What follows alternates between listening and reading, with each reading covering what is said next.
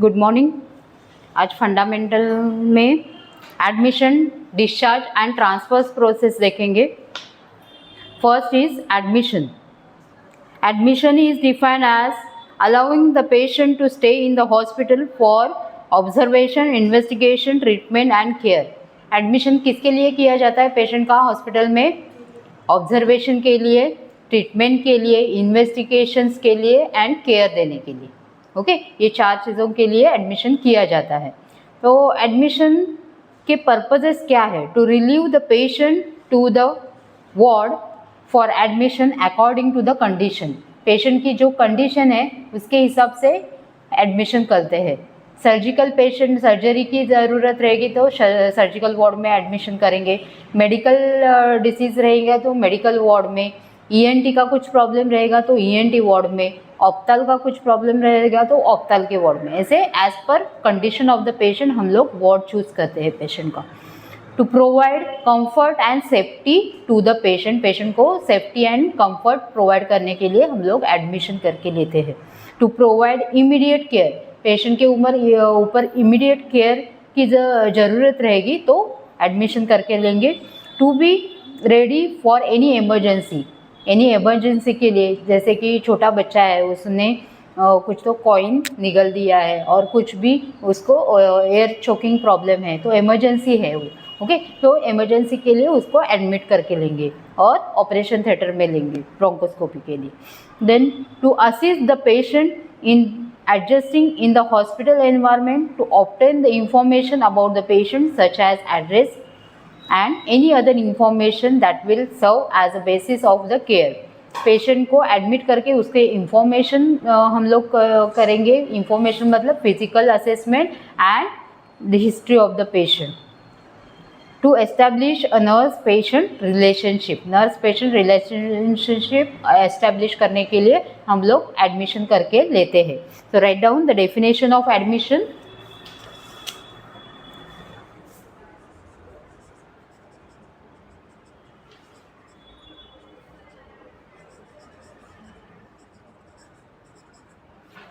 Admission is defined as allowing the patient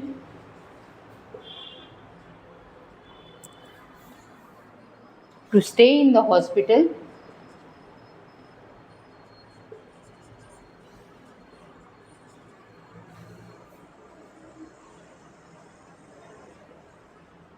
for investigation,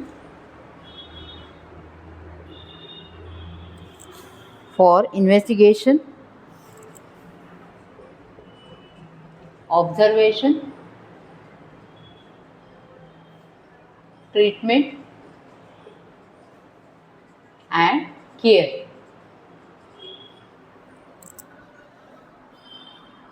admission का मतलब है, admission is defined as allowing the patient to stay in the hospital for observation,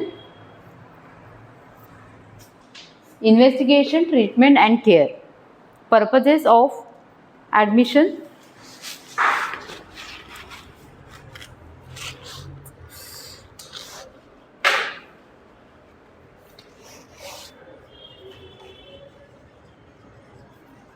Purposes of admission: to receive the patient in the ward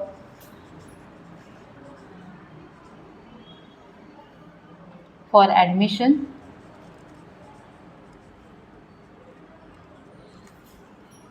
according to the condition.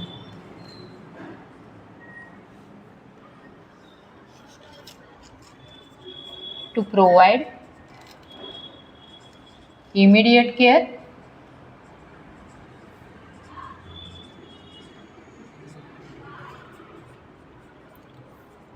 to provide comfort and safety to the patient,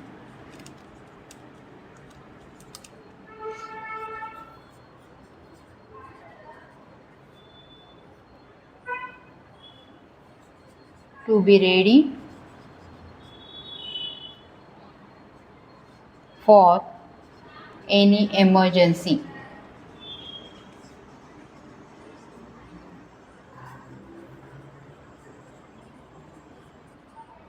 To establish a nurse patient relationship. Okay हम लोग क्यों admit कर रहे हैं patient को?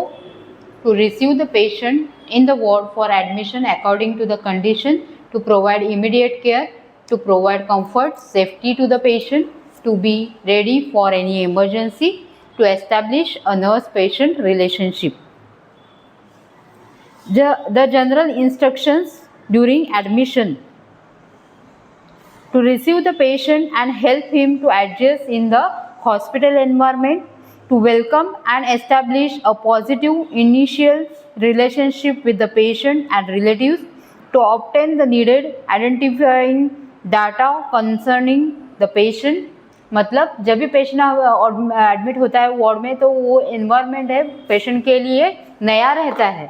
Okay so patient का जो mentally situation रहता है वो थोड़ा एंजाइटी फील करता है, अभी यहाँ पे कैसे रहे, उसका जो डेली एक्टिविटीज़ रहता है, सुबह उठना है, वॉशरूम के लिए जाना है, ये सब एक्टिविटीज़ में भी थोड़ा सा फ़र्क गिरता है जब भी वो एडमिट होता है. तो ये सब चीज़ें अच्छे से करने के लिए नर्स पेशेंट रिलेशनशिप अच्छी होनी चाहिए, उनके रिलेटिव्स के साथ रिलेशनशिप अच्छी मेंटेन करनी चाहिए.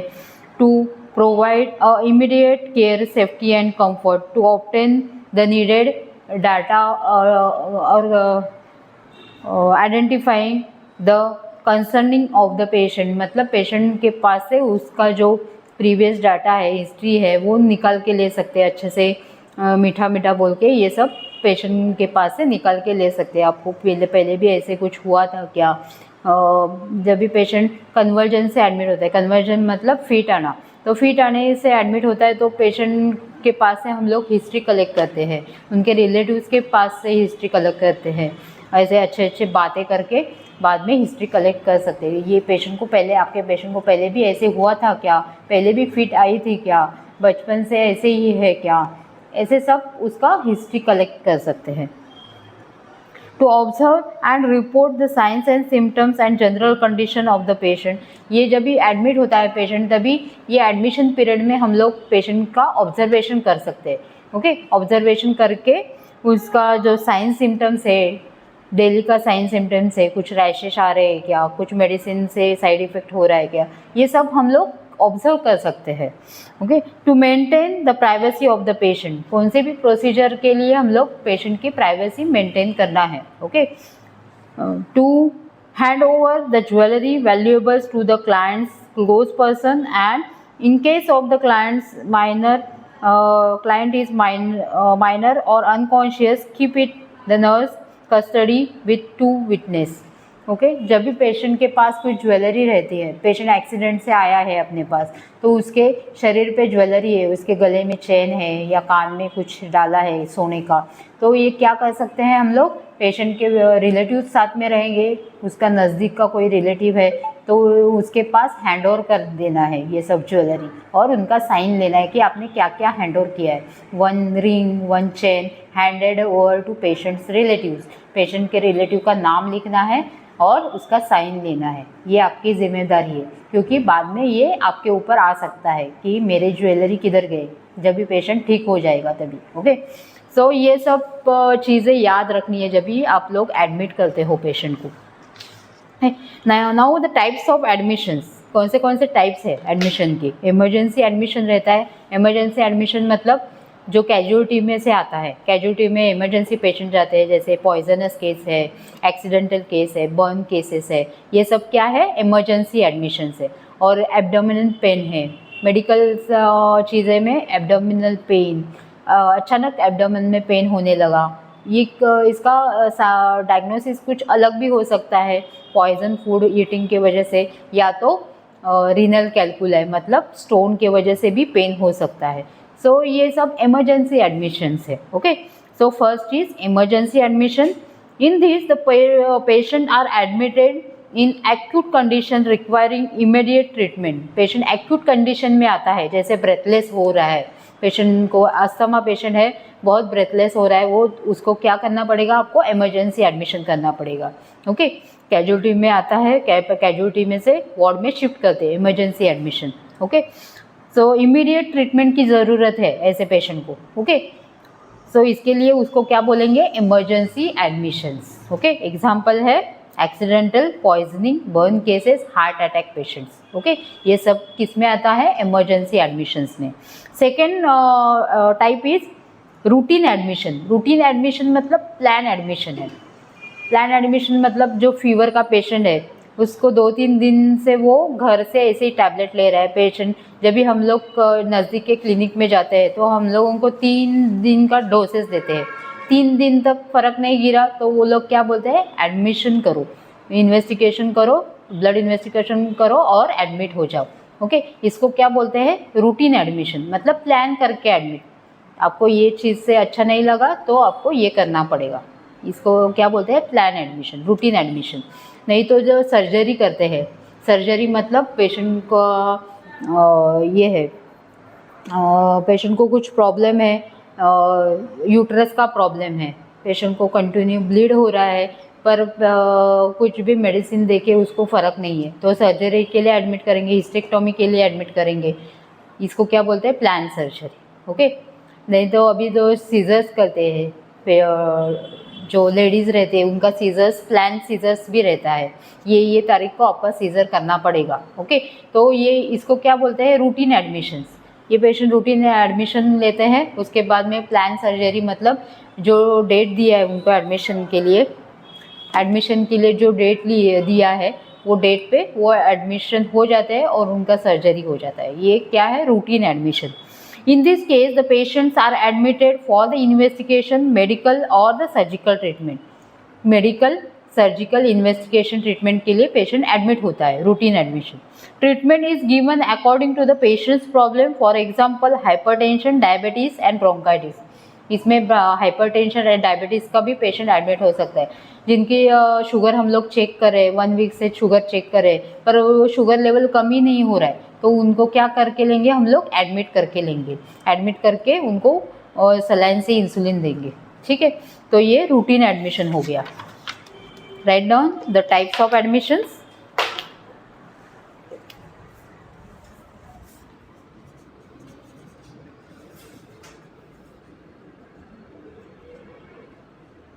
First, emergency admission. Emergency admission मतलब in this patient admitted acute condition.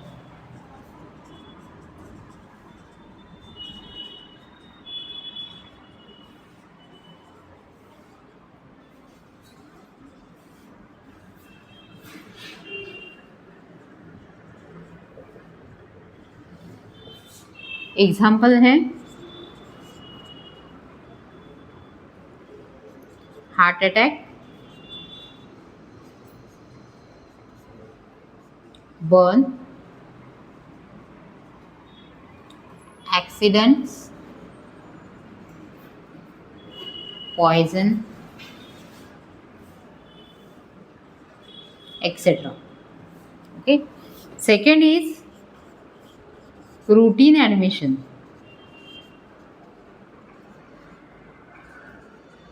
In this, patients are admitted for investigation,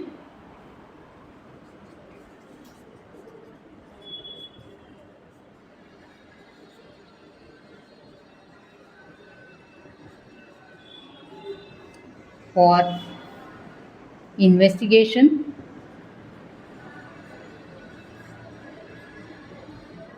and medical care and treatment.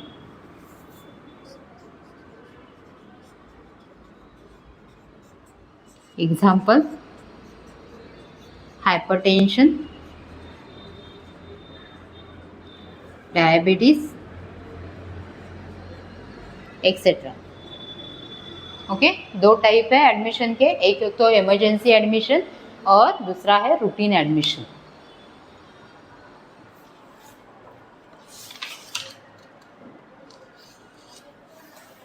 ये एडमिशन के टाइम में यूनिट प्रिपरेशन करते हैं पेशेंट का।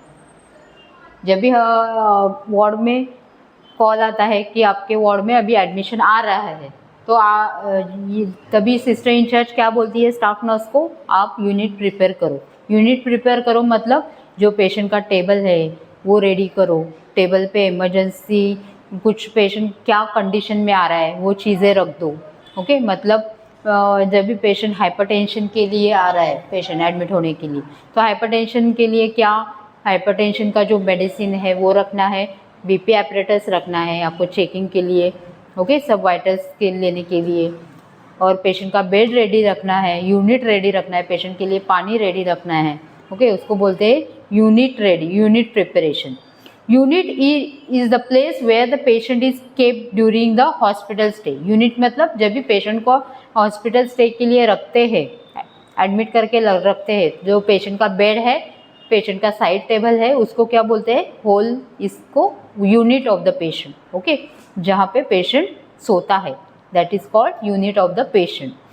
The admitting department notifies the unit prior to the patient's arrival.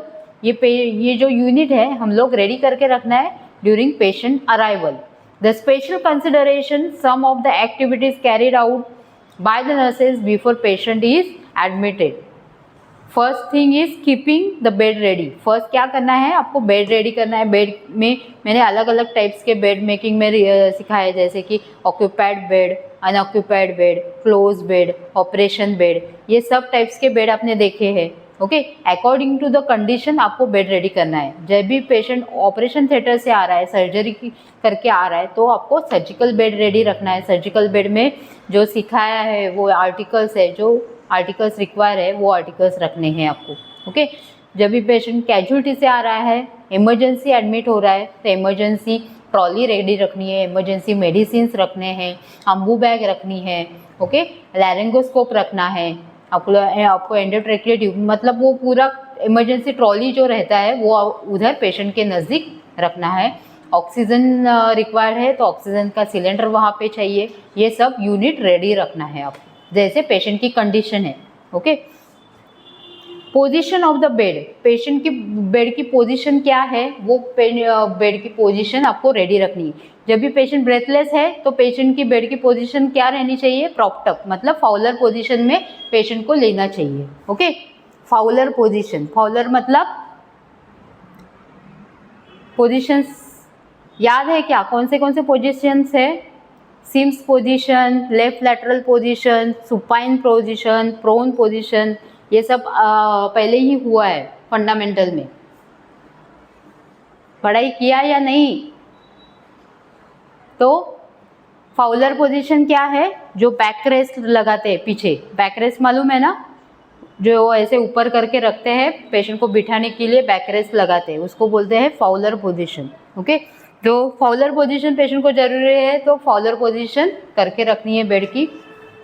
Assemble necessary equipments and supplies, a hospital admission pack which contains items such as bath basin, drinking glass, plates, thermometer, papers and lotions should be ready at the bedside. Patient के bedside में ये सब चीज़ें ready रखनी है।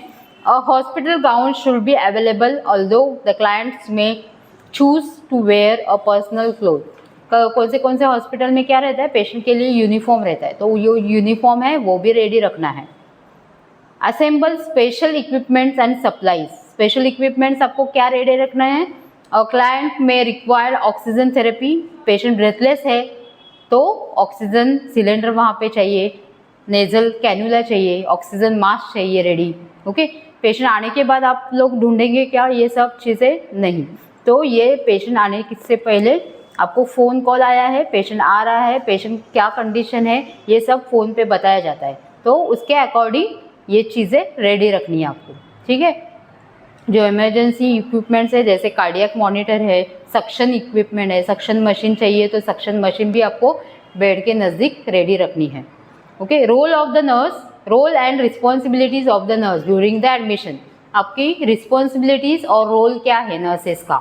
The nurse should make every effort to be a friendly relationship with the patient. Patient के साथ कैसी रिलेशनशिप रखनी है, friendly relationship. Make the proper observation of the patient condition. Patient की कंडीशन जब से एडमिट हुआ है आपके पास तब से लेके डिस्चार्ज होने तक पेशेंट की जो कंडीशन है, पेशेंट के साइन सिम्टम्स है, वो आपको क्लोजली ऑब्जर्व करने हैं। ठीक है। Orient the patient and relatives to the hospital policies. Patient जब भी एडमिट होता है तो हॉस्पिटल पॉलिसीज पेशेंट को और पेशेंट के रिलेटिव्स को बतानी है। ओके। हॉस्पिटल पॉलिसीज मतलब सुबह से लेके शाम तक कैसे कैसे केयर दी जाती है, कितने बजे मेडिसिन देते हैं, पेशेंट को नाश्ता आता रहेगा तो पेशेंट को सुबह नाश्ता मिलेगा, दोपहर को खाना मिलेगा, ये सब चीज़ें होगी। यहाँ से इन्वेस्टिगेशन होगा, लैब इन्वेस्टिगेशन होगा। आपको सिटी स्कैन करने के लिए जाना रहेगा तो बाहर जाना है या हॉस्पिटल में ही हो रहा है, ये सब चीज़ें रिगार्डिंग पॉलिसीज़ ये सब पेशेंट के रिलेटिव्स को बताना है। ठीक है। ये सब रोल किसका है, नर्सेस का रोल है। ठीक है। Deal with the patients very carefully who are suffering from communicable diseases. जो कम्युनिकेबल डिसीजेस से आता है पेशेंट, कम्युनिकेबल डिसीज मतलब कौन से डिसीज है, कम्युनिकेबल डिसीज कौन से सिखाए, एनवायरमेंटल नर्सिंग में सिखाए रहेंगे। कौन से है कम्युनिकेबल डिसीजेस, बोलो। एनवायरमेंटल नर्सिंग में सिखाया है ना, कम्युनिटी ऑफ नर्सिंग, उसमें बताया है। आपके पास बुक रहेगा तो बुक खोलो, उस नहीं सिखाया। कौन से डिसीजेस है, स्मॉल पॉक्स है, चिकन पॉक्स है, डेंगू है, मलेरिया है, और हाँ वोपिंग कफ है। ये सब क्या है, कम्युनिकेबल डिसीजेस है। ट्यूबरकुलोसिस है, ये सब कम्युनिकेबल डिसीजेस जो एक पर्सन से दूसरे पर्सन तक फैलती जाती है। कोविड-19 है, ये सब कम्युनिकेबल डिसीजेस है। जो भी कम्युनिकेबल डिसीज़ का पेशेंट आएगा वार्ड में तो हम लोग को क्या करना है, अपना पीपीई रेडी रखना है। पीपीई मतलब पर्सनल प्रोटेक्टिव डिवाइसेस। क्या क्या है पर्सनल प्रोटेक्टिव डिवाइस में, gloves, mask, gown etcetera. The nurse should recognise the various needs of the patient and meet them without delay. The nurse should find out likes and dislikes of the patient and include the patients in his plan of care. आपका plan of care क्या है, इसमें patient को include करना है। The nurse should address the patient by their name and proper title. patient का क्या नाम है उसके वो patient का नाम लेके ही आपको पुकारना है। Okay? The patient's valuables and the cloth should be handed over to relative. जैसे मैंने बताया पेशेंट के जो क्लोथ्स है, मोबाइल है, जो वैल्यूएबल्स है वो पेशेंट के रिलेटिव्स को हैंड ओवर करना है और उनका साइन लेना है आपको। ओके। ये सब रोल किसका है, रिस्पॉन्सिबिलिटी स्टाफ नर्स का। ओके। एडमिशन का समझ में आया क्या क्या है रोल ऑफ नर्स। आपके पास बुक्स है ना, तो पेज नंबर 55 पे role and responsibilities of a nurse, ये एक इम्पॉर्टेंट क्वेश्चन है, वो आ सकता है during admission. Role and responsibilities of a nurse during admission. Next आता है डिस्चार्ज प्रोसीजर। एडमिशन के बारे में पता चला आपको, एडमिशन क्या है, एडमिशन की डेफिनेशन क्या है। Admission is defined as the allowing the patient to stay in the hospital for investigation, observation, treatment and care. Okay. ये सब चीज़ें के लिए जब भी पेशेंट को हॉस्पिटल में स्टे करके रखते हैं उसको बोलते हैं एडमिशन। और एडमिशन के 2 टाइप्स है, emergency admission and routine admission. Now discharge.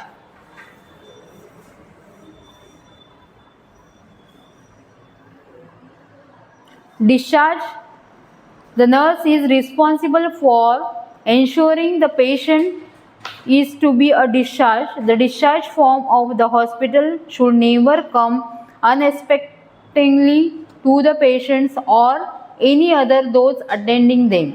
इसमें फिजिकल कंसिडरेशन है, साइकोलॉजिकल कंसिडरेशन है। जब भी पेशेंट डिस्चार्ज होके जाता है हॉस्पिटल से तो उसका फिजिकल कंडीशन या तो अच्छा भी रह सकता है या तो बुरा भी रह सकता है। कभी कभी बहुत लॉन्ग पीरियड हॉस्पिटल में एडमिशन रख के भी पेशेंट को कुछ भी फ़ायदा नहीं होता, मतलब पेशेंट बेड रिडन है, कुछ भी पेशेंट के ऊपर ट्रीटमेंट का कुछ भी फ़र्क नहीं हो रहा है, तो डॉक्टर क्या बोलते हैं, अभी आप पेशेंट को घर ले जा सकते हो, क्योंकि यहाँ पे रख के भी कुछ फ़ायदा नहीं है, आप घर में जाके केयर दे दो, नर्सिंग केयर दे दो। खाली नर्सिंग केयर के लिए कंटिन्यू हॉस्पिटल में एडमिट करके नहीं रख सकते, ओके। तो घर पे भी नर्सिंग केयर दी जा सकती है।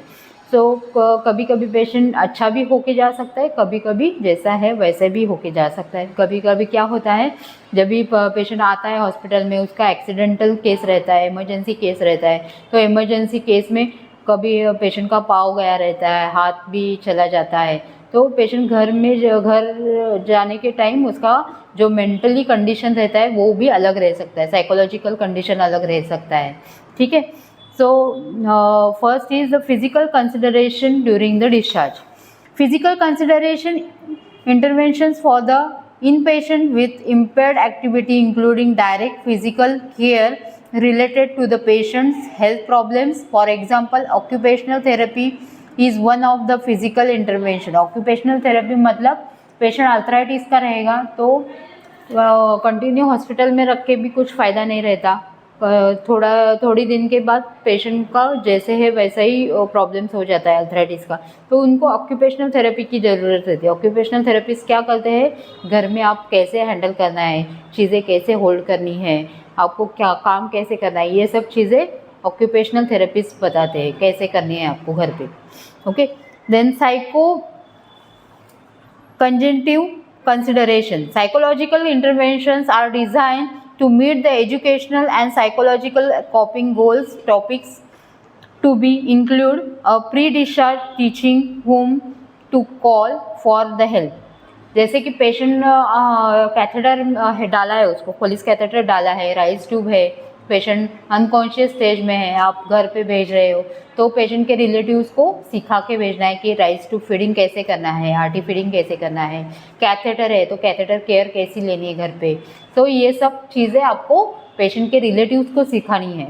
डायबिटिक पेशेंट रहेगा, पेशेंट को इंसुलिन देना ज़रूरी है, तो इंसुलिन कैसे लेना है, घर पे इंसुलिन कैसे लेना है, तो उनको ये सब एजुकेट किया जाता है कि घर पे इंसुलिन कैसे दे दो, और इंसुलिन देने के कितने टाइम के बाद आपको खाना देना पड़ेगा, ओके, कितने टाइम के बाद फिर से रिपीट शुगर करनी पड़ेगी, और पेशेंट को चक्कर वगैरह आया, कुछ भी स्वेटिंग ज़्यादा हुआ तो क्या करना है, आपको शुगर चेक करना है, ये सब बारे में क्या करना है, एजुकेशन देना है पेशेंट के रिलेटिव्स को, ओके, क्योंकि उनको मेडिकल टर्मिनोलॉजी के बारे में कुछ भी मालूम नहीं रहता है, तो घर जाके पेशेंट को कैसे हैंडल करेंगे, तो ये सब चीज़ें आपको बतानी है पेशेंट के रिलेटिव्स को ड्यूरिंग डिस्चार्ज, क्योंकि पेशेंट डायबिटीज़ रह सकता है, हाइपरटेंसिव रह सकता है, और कभी कभी अनकॉन्शियस भी रह सकता है, तो क्या क्या चीज़ों के साथ आप पेशेंट को घर पे भेज रहे हो उसके ऊपर डिपेंड रहता है, ठीक है।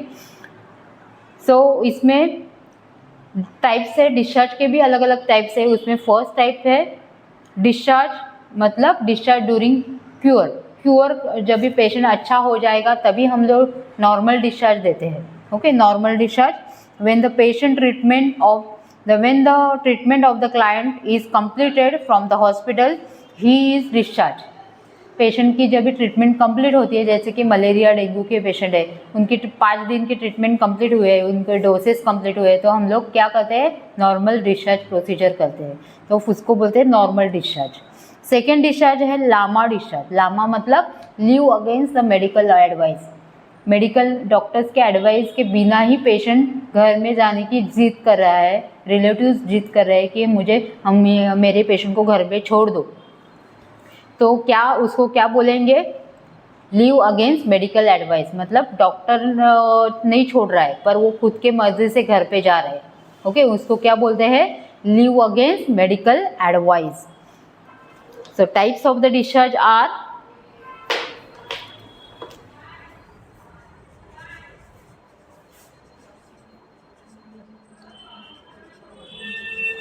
First normal discharge,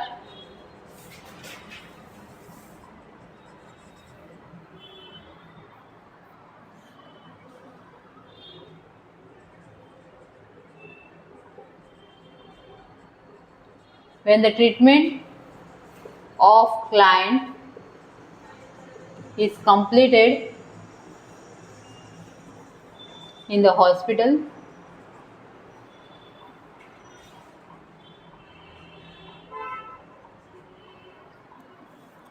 he is discharged. He gets discharge from doctors. Okay, इनको क्या मिलता है? डिस्चार्ज मिलता है from doctors. Next is LAMA discharge. LAMA मतलब leave against medical advice.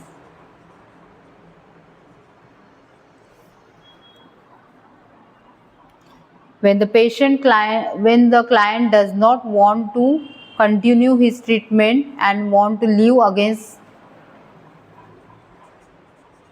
when the client does not want to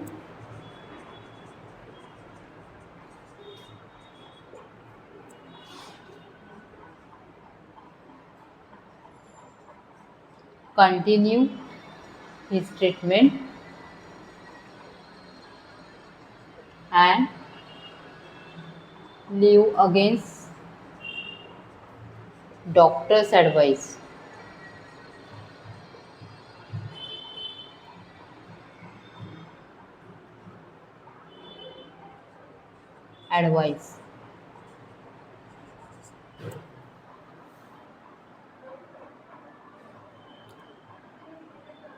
The patient is gone with LAMA.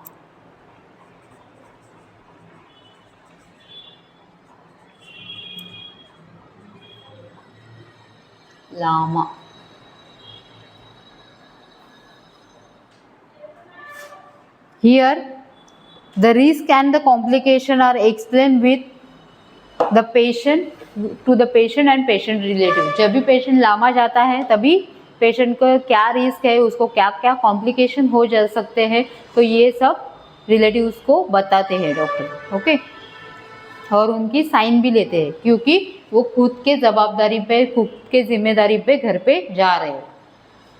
Next type is absconded.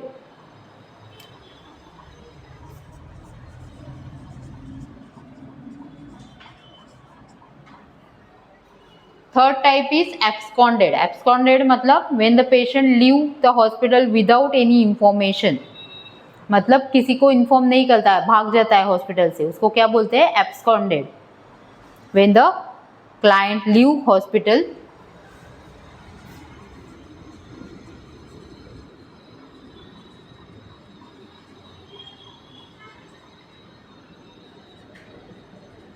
Without information.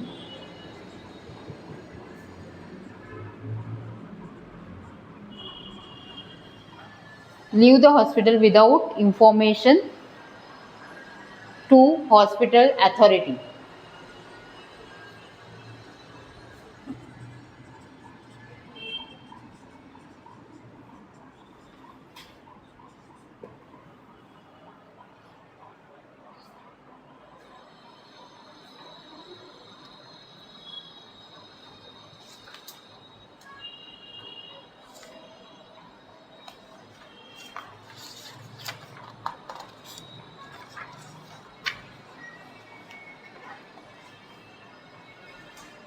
During the treatment process, the client is leave the hospital without clearing his dues.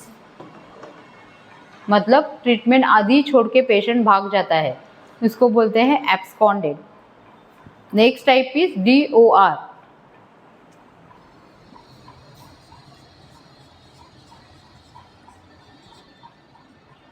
Discharge on request.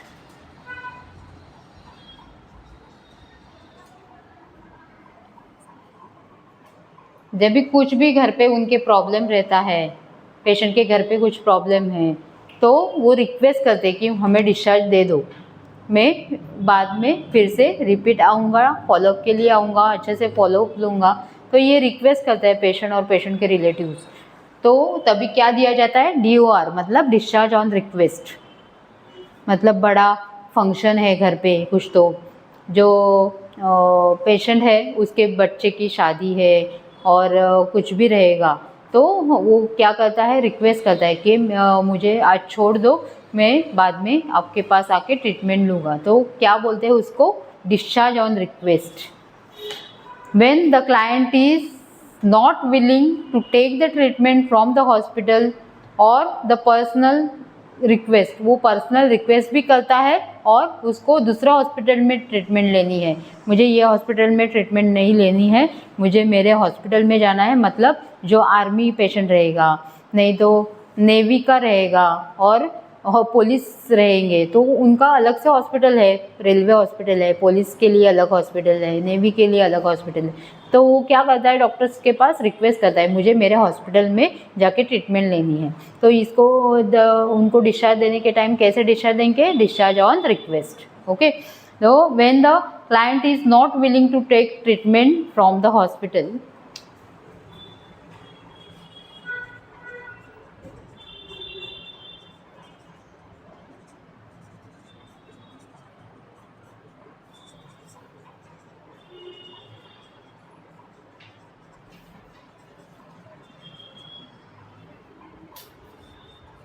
from the hospital or personal request, उसको बोलते हैं DOR। Then transfer, next discharge type is transfer to another hospital।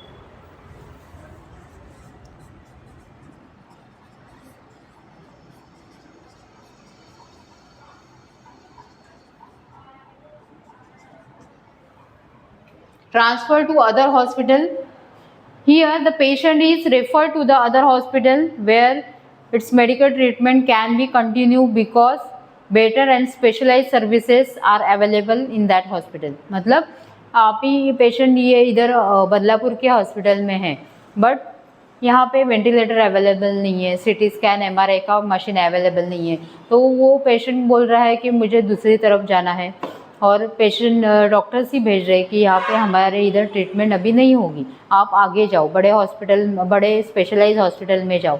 तो उसको क्या किया जाता है, transfer किया जाता है अगले ट्रीटमेंट के लिए।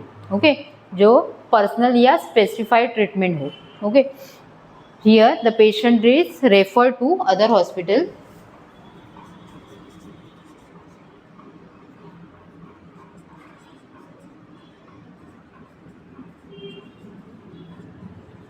referred to other hospital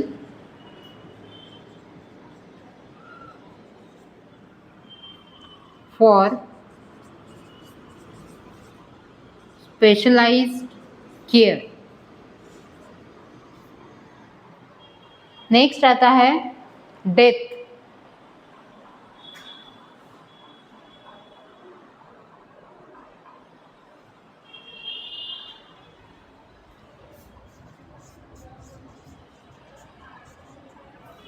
death होने के बाद भी पेशेंट को भेजा जाता है घर पे।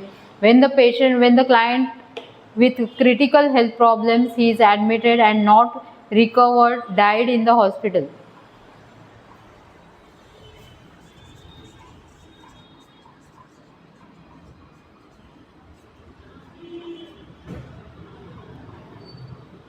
when the client is critical, not recover and died in the hospital,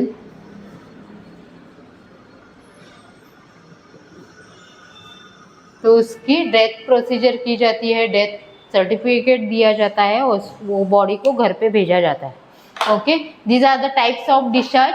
first is normal discharge, when the patient treatment is completed in the hospital he gets discharged from the doctors। Second type is LAMA, means leave against a medical advice, when the client does not want to continue his treatment and leave against the doctor's advice, the patient is gone with the LAMA, मतलब leave against medical advice। Third type is absconded।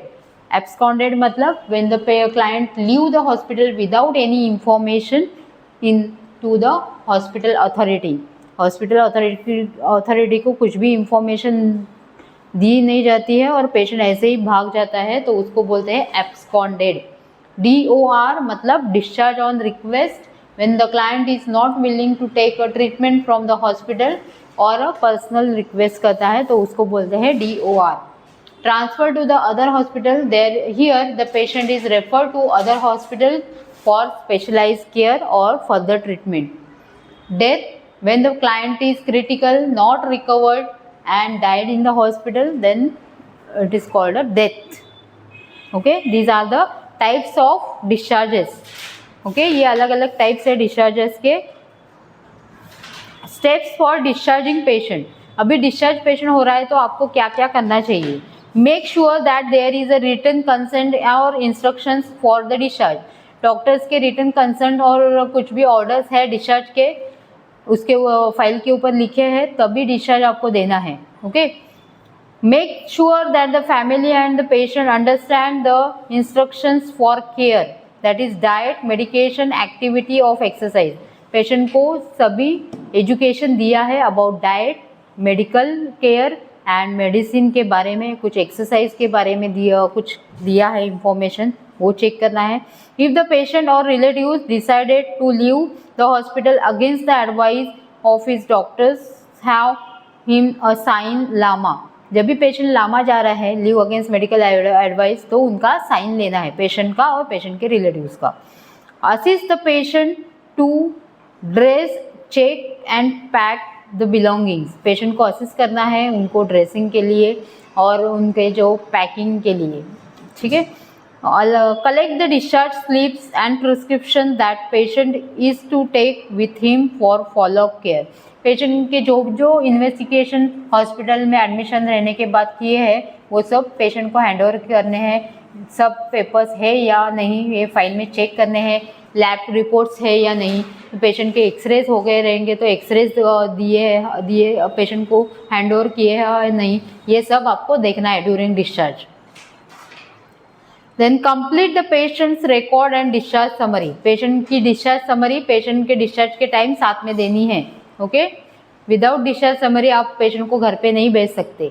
Okay, कुछ भी patient को transfer रहेगा तो transfer summary चाहिए, लामा रहेगा तो Lama summary चाहिए. ओके, उसके ऊपर लामा लिखा रहता है और पेशेंट को क्या क्या दिया है आपने ट्रीटमेंट फ्रॉम एडमिशन के बाद वाला जो ट्रीटमेंट है पूरा उस पर दिया रहता है. फॉलोअप का भी है, पेशेंट को ऑन डिस्चार्ज क्या क्या ट्रीटमेंट देनी है, क्या क्या मेडिसिन देना है, क्या क्या केयर लेनी है, डाइट कैसे लेना है, ये सब वो डिस्चार्ज समरी में लिखा रहता है.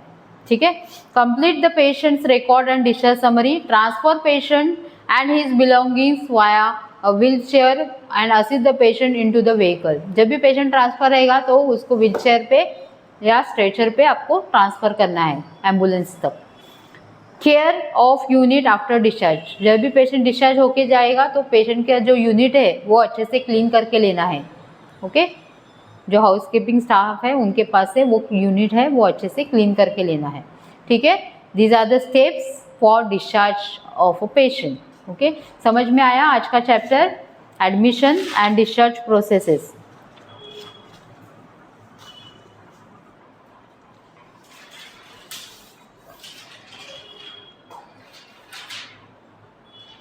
तो आज का ये लेक्चर इधर ही ख़त्म होता है. आज हमने देखा है discharge and admission and transfer processes. Okay, क्या क्या केयर लेनी है आपको, रोल ऑफ द नर्स क्या है, टाइप्स क्या है, एडमिशन के टाइप्स ऑफ डिस्चार्ज.